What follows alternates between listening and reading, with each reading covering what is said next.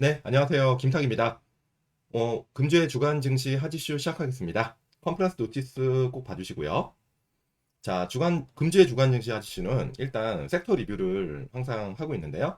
이번 주는 보험주와 음식료주가 갈렸고요. 그 다음에 헬스케어 섹터가 급락을 했어요. 그래서 간단히 이유를 한번 살펴보고, 로이터발 삼성전자 HBM 탈락 뉴스가 나왔습니다. 주 후반에. 과연 이게 어떤 의미일지 한번 살펴보고, 해외 증시 하지슈는요, 주간. 외국계 리서치에 엔비디아 목표 주가 상향 러시가 있었죠. 네, 그 리뷰를 한번 해보겠습니다. 엔비디아 관련해서는 제가 주중에 올린 영상이 있으니까 한번 참고해 주시고요. 그다음에 데커스 아웃도어가 주말에 실적을 발표했는데 서프라이즈가 났어요. 어떤 의미인지. 자, 나이키 대신 호카이 시대인가? 라는 의미로 라는 컨텐츠로 여러분들에게 주간 증시 하지수 지금 시작하겠습니다. 지난주 증시는 1.3% 약세로 마감했네요. 주 초반에 2756까지 다시 반등했다가 주 후반에 좀 힘이 탄력이 좀 약해지는 그런 움직임이었습니다. 아무래도 연준의 금리 인하 시기가 지연되고 삼성전자발 악재가 나왔던 게 조정의 요인이지 않았나 생각하고요. 코스닥도 마찬가지로 테크 중심으로 삼성전자가 주 후반에 급락을 하다 보니까 같이 소부장들이 같이 동반 조정을 했고 일부 바이오 종목들도 좀 주가 흐름이 좋지 않았다라고 말씀을 좀 드릴 수 있겠습니다. 아까 말씀드린 대로 보험업이 6%나 빠졌어요. 지난주에. 그 다음에 이제 헬스케어가 6%. 그래서 이 두 섹터가 좀 하락을 주도했는데 그럼 보험업에 어떤 일이 있었는지 조금 이따 말씀드리고 좋았던 섹터는 음식료가 계속 지금 좋은 흐름을 이어나가고 있습니다. 4.6%나 올랐고 운수장비 3.8% 대부분 자동차겠죠. 주 중반에 현대차가 해외에서 밸류업 프로그램 관련해가지고 주주환원에 대해서 긍정적인 코멘트를 했다는 얘기와 동시에 중국과 유럽과 중국에 계속 지금 분쟁 관련해서 중국이 유럽의 자동차한테 관세를 부과할 가능성이 있다라는 얘기가 나오면서 한국의 자동차가 수혜가 아니냐라는 여러 가지 그런 논리로 자동차가 좀 좋았고요. 그리고 K200 중공업 섹터가 좋았네요.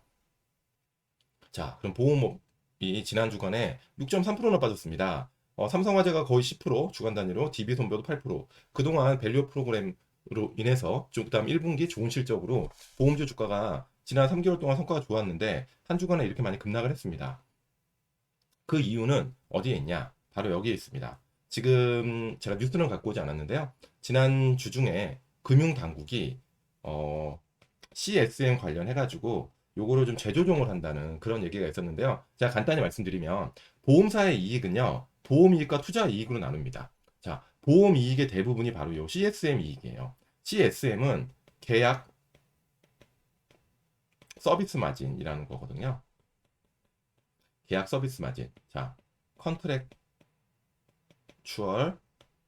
서비스 마진. 네. 요거의 약자예요. 그래서 CSM은 대부분 이 보험, 우리가 얘기하는 보험사의 보험 이익을 대변한다. 라고 말씀을 드릴 수 있는데요. 요게 이제 IFRS 17이 도입되면서 생긴 새로운 회계의 개념입니다. 그래서 한마디로 말씀드리면 요 CSM은 부채로 인식을 하는 겁니다. 부채. 네. 향후에 계약자들한테 돌려줘야 되는 부채로 인식을 해요. 부채로 인식을 해. 부채로 인식을 하기 때문에 요거를 근데 이게 우리가 보험이라는 건 1년짜리 보험이 거의 없잖아요. 굉장히 긴 시기열을 갖고 우리가 보험을 가입을 하고 보험사들도 그거를 이익으로 인식을 하는데 요것도 부채를 처음에 인식을 해서 요거를 매년 상각을 해야 되는 겁니다. 매년 상각. 네, 상각. 우리가 단순하게 말씀드리면 이익을 생각하는 건 안 좋지만 부채를 생각하는 건 좋은 겁니다. 그죠? 그래서 부채를 상각을 많이 할수록 요게 부채니까 요거 상각을 많이 할수록 어떻게 되죠? 상각을 많이 할수록 이익이 좋아지는 거예요. 이익이. 네. 이익이 좋아지는 거라서 요 상각을 근데 그냥 할 수는 없으니까 할인율을 적용을 하는 겁니다. 할인율. 그래서 할인율을 적용을 많이 하잖아요. 많이 하면 어떻게 되겠습니까? 이 상각의 규모가 커지겠죠. 할인율을 많이 적용하면 상각 규모가 커져. 커지면 이게 이익이 늘어나는 구조입니다. 그래서 지금 금융 당국이 지난 주 중에 하고자 하는 거는 요 할인율을 낮춰라. 좀 낮춰야 될 필요가 있지 않냐? 왜? 지금 현재 이익이 과대 계상될 가능성이 있지 않냐? 왜 과대 계상되면 뭐가 안 좋지? 그렇죠. 주주들한테는 나쁘지 않지만 이러면서 지나치게 경쟁이 심해지는 걸 우려하는 겁니다. 그래서 이런 보도 때문에 이 할인율을 낮추면 현재 이익이 줄겠죠. 그래서 올해 보험사의 이익을 조금 줄여야 되는 가능성이 있지 않냐라는 그런 뉴스 때문에 그런 분위기 때문에 보험주가 주가가 빠진 건데요. 근데 사실 이거는 조삼모사입니다. 왜냐하면 우리가 만약에 3년짜리 계약을 했어요. 그러면 1년짜리 1년에 할인율을 낮추면 이때 이익은 줄겠죠. 이익은 줄어. 하지만 3년 후는 오히려 늘어나는 거죠. 이익이. 네. 그렇기 때문에 이거는 조삼모사의 가능성이 있어서 결국엔 보험주를 바라보는 우리의 바로미터는 주주환원과 장기적으로 이 보험사들의 신계약 서비스 마진, 신계약 마진과 그다음에 신상품을 얼마나 팔 수 있는 보험 계약을 얼마나 많이 그 양적을 큐로 늘릴 수 있는지 거기에 좀 주목을 하셔야 되지 않나 싶고요. 자, 헬스케어도 지난주에 1.7% 빠졌는데요. 유한양행이 9%나 빠졌고 한 주간에는 6%나 빠졌습니다. 한 주간에 6%. 유한양행이 9% 빠졌고 삼성바이오가 4%, 뭐 이렇게 많이 빠졌어요. 그래서 이거는 단순히 저는 이렇게 봅니다. 뭐 엄청난 이유가 있었다기보다는 이제 아스코가 시작되잖아요. 아스코가. 그래서 아스코를 앞두고 한번 투자자들이 조금 리스크 관리를 하지 않았나라는 그런 이유 정도 외에는 특별한 이유는 없습니다. 그래서 물론 여기에다가 플러스 또 금리 인하 기대감이 후퇴했죠. 그죠? 후퇴. 금리 인하 기대감 후퇴. 네, 요게 조금 보험주의 센티멘트에 악영향을 줬고 음식료 섹터가 지난주에도 4% 넘게 올랐어요. 그러면서 시장의 주도주로서 면모를 계속 이어나가고 있는데요. 지난주는 풀무원 같은 종목들 약간 소외되고 그동안 미국 해외에서 적자가 많이 났어요. 이 회사가. 근데 올해 하반기에는 적자 폭이 줄고 흑자로 돌아갈 가능성이 있다는 그런 식의 어떤 시장의 기대감 때문에 풀무원이 많이 올랐고 삼양식품은 계속 주도주로서 굉장히 좋은 흐름을 보이고 있고 동원 F&B 그동안 살짝 소외됐었지만 너무 저평가되어 있다는 그런 의견 때문에 많이 올랐고 제당도 굉장히 무거운 주식이었는데 지난주 한 주간 좋은 퍼포먼스를 보면서 대장주 내가 음식료는 대장주야 왜 삼양이랑 빙그레만 갔어 나도 다 할 줄 알아 물론 뭐 빙가는 팔지 않고 라면도 팔지 않지만 K푸드는 나름 내가 대표주자다 뭐 만두 피자 뭐 피자는 슈완스가 많이 하죠 제당이 인수한 네 이런 거 내가 다 잘하고 있어 1등이야 라고 얘기하면서 또 햇반도 있죠 그죠 햇반 네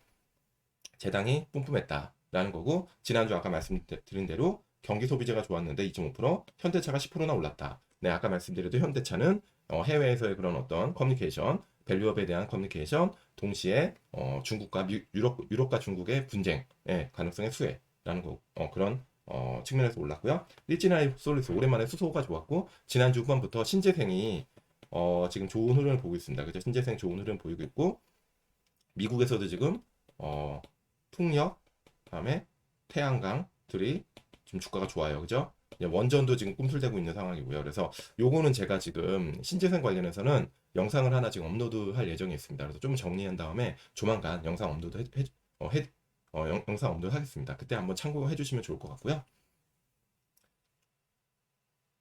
네. 그리고 조금 음식료 중에 좀 안 좋았던 거. 음식료가 4.6이나 올랐는데 지금 소외되고 있는 종목들도 있어요. 그 종목은 뭐냐면 남양유업. 남양유업은 좀 어닝이 부진하고 대한제당, 롯데치성 다 이런 종목 특징이 뭐죠? 원재료를 씁니다. 원당. 원당 가격은 최근 빠지고 있지만 여전히 높은 수준에서 형성되고 있어요. 그래서 약간의 원가 부담이 아직 있기 때문에 대한제당과 롯데치성이 좀 아쉬운 퍼포먼스를 보이고 있고 하이트제로도 안 좋고 롯데칠성도 그렇고 주류는 계속 지금 경쟁이 치열합니다. 경쟁이 치열. 예. 그러다 보니까 투자자의 관심은 아직은 못 받고 있다라고 봐주시면 될 것 같고요. 네. 그리고 K200 중공업도 지난주에 좋았어요. 네, 지난주 K200 중공업은 어떤 종목들이 좋았냐? 두산. 네, 두산은 제가 엔비디아 영상에서도 제가 말씀드렸듯이 두산은 이 CCM 모멘텀, 그죠? 엔비디아에 납품할 가능성이 있는 CCM, AI 가속기에 들어가는 요 PCB의 필수 소재거든요. 요 모멘텀으로 좋았고, 그다음에 현대인력이 지금 다시 한번 전력기기들이 주가가 들썩였고요. 그 다음에 이제 나머지 박해, 로템, 현중, 현중 오랜만에 좀 반등했네요. 조선주들도 이렇게 좀 봐주시면 될 것 같고, 자 지난주 수급을 볼게요. 지난주 외국인들은 하이닉스, 현대차, 네 이런 개별 모멘텀이 있는 종목들, 하이닉스는 계속 좋은 실적으로 엔비디아 관련 가장 수혜를 받을 가능성이 높고 계속 지금도 현재 수혜를 받고 있죠. 그러다 보니까 하이닉스가 계속 좋은 퍼포먼스를 내고 있고 외국인들이 7천억에 갔습니다. 반대로 삼성전자는 네, 4,500억을 팔면서 삼성전자와 하이닉스의 주가 흐름은 계속 갈리는 모습이고 나머지 전력기기 자동차는 순매수를 했다. 이런 말씀을 좀 드리고 싶고요. 반대로 기관도 현대차를 쌍끌이 매수했네요. 동시에 이제 외국인과 기관이 이제 밸류업 현대차의 주주환원 정책에 대한 관심을 보이면서 상당히 많은 순매수를 1,600억을 했고 반면에 기관들은 하이닉스, 삼성전자 그냥 반도체는 그냥 다 조금 차익 실현하는 그런 움직임을 보였다. 그리고 현대중공업은 네, 오랜만에 외국 기관들이 좀 하면서 현대중공업이 블락들의 여파에서 좀 벗어나는 그런 흐름이었고요. APR은 계속 지금 10%, 네, 270억이나 가면서 기관들이 지금 의료기기에 대한 어떤 전체적인 순매수 흐름을 보이고 있는데 그 중에서 APR에 집중적으로 샀다. APR은 다음 주에 주 초반에 3개월 낙원 물량이 풀립니다. 3개월 낙원 물량이 풀려가지고 약간 이런 어떤 오버행에 대한 우려가 있었는데 어, 왜 근데 이번 주에 미리 올랐을까요? 이거는 마지막 악재, 수급적으로 마지막 악재라고 생각하고 선취매를 하지 않았나라는 생각을 합니다. 그래서 제당도 기관들을 사면서 음식료 대장주로서의 위력을 보여줬다라고 보고 있고요. 자, 아까 말씀드린 대로 로이터에서 삼성전자에 대해서 HBM, 자 보겠습니다. HBM 관련 뉴스가 나왔는데 삼성의 HBM 칩이 페일했다. 엔비디아 테스트에서. 네, 뭐죠? 어떤 이유 때문에 듀 히트, 열, 파워, 컨슈머. 열과 뭐 전력 소비에 관련해 가지고 요 이슈 때문에 HBM 칩을 폴링했다.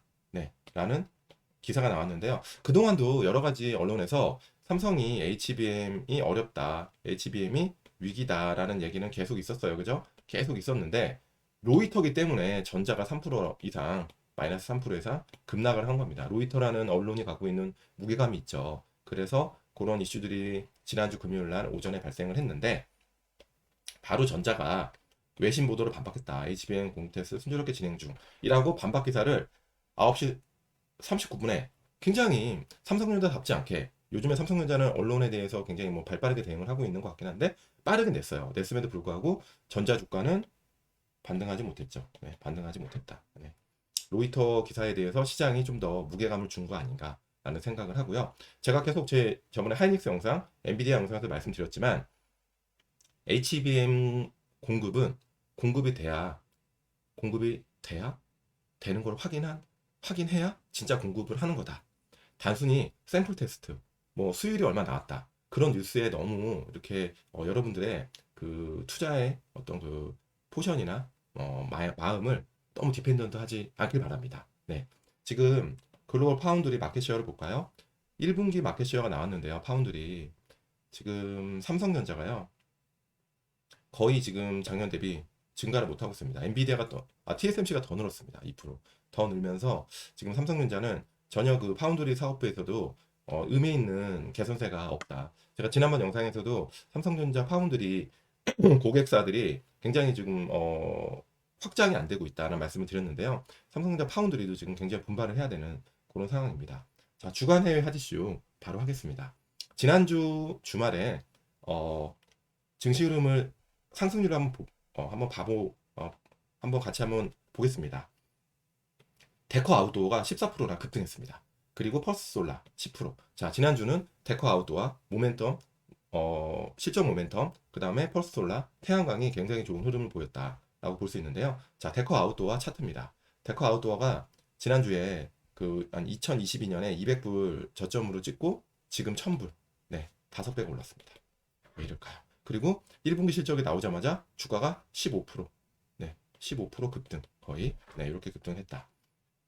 자, 최근에 신발사들의 주가 흐름 잠깐 볼까요? 제가 이거는 이 관련돼서는 좀 디테일은 그 HS 아카데미에 제가 이제 양극화 투자 전략이라는 영상에도 있고요. 혹시 그것도 참고하시면 되고요. 간단히 말씀드리면 지금 나이키는 지난 거의 1년간 마이너스 17%, 네, 굉장히 부진한 퍼포먼스를 보이고 있고 반면에 좋은 퍼포먼스를 보이고 있는 회사들이 스케쳐스 33%, 온홀딩스 39%, 데커스 100%, 크록스 30%. 자, 나이키의 잃어버린 점유율을 이런 신발 회사들, 다른 러닝화 회사들이 다 나눠 갖고 있다.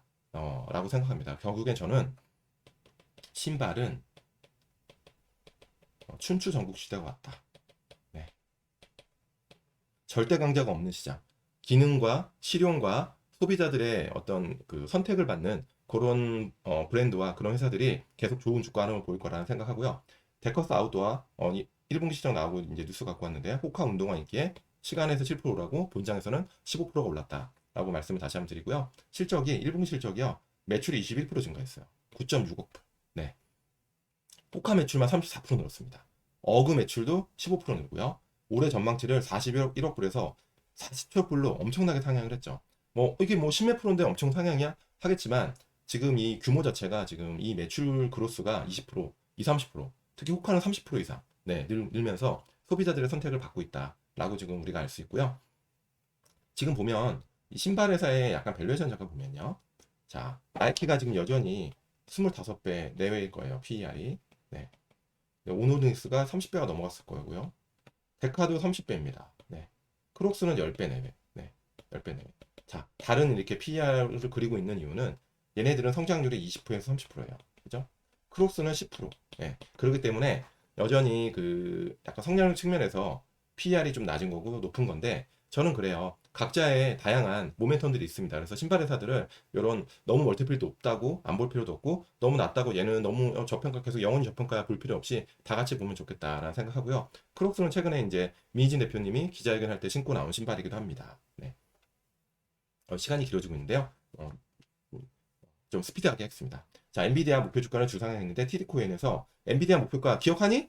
지난번에 115불 가이드를 줬어. 근데 이번에는 가이드를 2.5배 더 줬다. 네. 어마어마한 서프라이즈다. 그 다음에 번스타인에서도 엔비디아 목표 주가를 계속 아웃퍼폼 1300불로 올렸고요. 멜리어스 리서치라고 계속 엔비디아를 좋게 보는 리서치인데 자, 얼라더브 가스가 많이 남아있다. 뭐 스타크래프트인가요? 네, 스타크래프트. 네, 가스가 많이 남아있다. 왜? AI 탱크에. 네, 여전히. 그러면서 목표 주가를 1125불에서 1250불까지 올렸는데요. 간단히 서머리 잠깐 말씀드리면 클라우드 지출만이 아니라 글로벌 IT 지출 24년도 기준으로 5조 달러랍니다. 이 연계된 모든 기능에서 엔비디아가 매출 기회가 있다고 얘기하고요. 지난 10년간 컴퓨팅 관련 비용들이 계속 100만 배가 절감됐는데 향후 10년 동안에도 동일한 성과 또 향후 10년 동안에 100만 배 이상 절감이 된다. 이 오픈엔드를 엔비디아가 주도한다는 거고 데이터 센터 매출에 에어포켓이 없다. 에어포켓은 뭐죠? 중간중간 링크드 비어있는 네 중간중간에 만약에 이제 H200에서 B100으로 가는데 이 사람들이 B100을 사기 위해서 H200을 웨이팅해. 그래서 매출 공백이 있을 가능성 이게 에어포켓인데 이게 없다는 거고 그래서 25년 매출을 152빌리언으로 엄청 상승을 했다. EPS 35불. 네 이렇게 해서 PR 30배 내외라는 거고요. 자 BOFA에서도 엔비디아 코퍼레이션에서 네 목표 주가를 상향했네요. 1320불로. 자 BOFA 주요 내용 요거는 좀 스킵하겠습니다. 요건 참고하시면 되는데요. 간단히 말씀드리면 내년도 EPS가 25불이다. 예, 25불. 그 여전히 PER이 37배밖에 안 된다. 뭐 이런 얘기입니다. 네. 그리고 테슬라 얘기 잠깐 드리면 테슬라의 오토파일럿 세이프티가 굉장히 많이 올라갔다는 겁니다. 굉장히 많이 올라갔다. 그래서 테슬라 오토파일럿이 여러 번 계속 끊임없는 트라이얼 에러를 통해서 안정성이 검증되고 있다고 일론 머스크께서 이렇게 또 트루 네 이렇게 네 우리 잘하고 있어. 네. 그렇습니다. 네. 오늘은 네. 이렇게 주간 핫이슈 오늘은 여기 테슬라 뉴스를 마지막으로 마무리하겠습니다. 즐거운 주말 되시고요. 다음에 좋은 영상으로 다시 한번 찾아뵙겠습니다. 안녕.